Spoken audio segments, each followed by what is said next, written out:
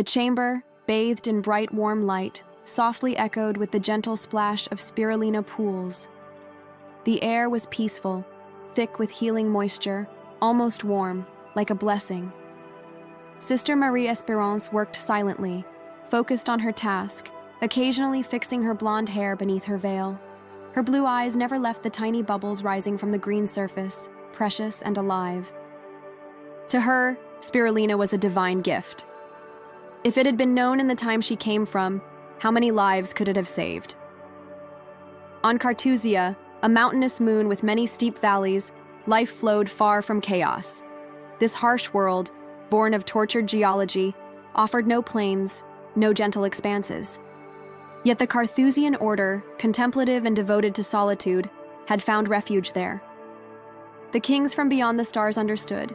Only a place so rugged and silent could suit those seeking God in absolute retreat. Many monasteries had been established across the rugged surface of the moon, each nestled deep in a rough valley, isolated from the others, reflecting the very vocation of the Carthusians. They gathered men and women from all backgrounds, united by the same desire, the certainty of solitude. Marie-Espérance, returned from another era, had been assigned to the monastery of Comboiselle, in the northern hemisphere of Cartusia. This place, almost the monastic capital of that half of the satellite, hosted a strict community faithful to the spirit of the inner desert. Life there was harsh. But 3 years after her rebirth, the young lay sister had rooted herself in her dual calling, silence and work. Before her arrival, she had witnessed the end of the reign of the great king, Louis XIV. Eldest of a large family, orphaned of her mother since she was 12, she had taken on the role of head of the household.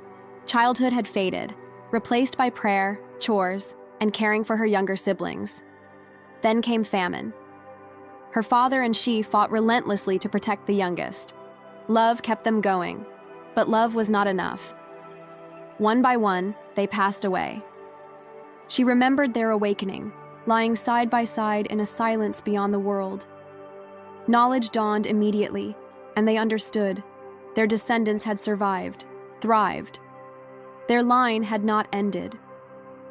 But this resurrection was no miracle from the Most High. It was the work of beings as benevolent as they were inhuman. They had pulled them from the past to integrate them into a future humanity beyond understanding. Faced with this, father and daughter made the same decision. The new world felt stranger to them than death itself. They asked to join the Carthusian order. Each was sent to a retreat of discernment on the planet Sibelia, where they had been brought back to life. After several days of silence, fasting, prayer, and listening, they saw each other one last time. No words were needed. Their choices were made. They cried, then parted. Her father joined a monastery in the mountains of the Luxembourg continent, in Sibelia's southern hemisphere. Marie-Espérance was sent to Cartusia. There, in the silence of the Comboiselle monastery, she found her place. Quickly, she grew attached to spirulina cultivation, fascinated by its power to nourish, heal, and strengthen. Having known famine, she saw it as a sacred answer, almost a revenge against the third rider. Her devotion and discretion caught the attention of the Mother Superior, a figure both gentle and firm who held the title of Metropolitan. This prioress, whose royal ancestry Marie-Espérance did not know, closely followed the young sister's progress with the pools. Spirulina was no minor task. In view of the inevitable Saint-Antonin that Marie-Espérance knew was coming, this humble bacterium could feed the masses and prevent famine. This was the secret reason for the visit of the prior general himself. Governor of Cartusia, patriarch of the Carthusians, and brother to the Metropolitan, he traveled silently, as tradition demands, to acknowledge the work of this unknown sister, whose fervor and ancient memory might one day save humanity. Marie-Espérance still knew nothing.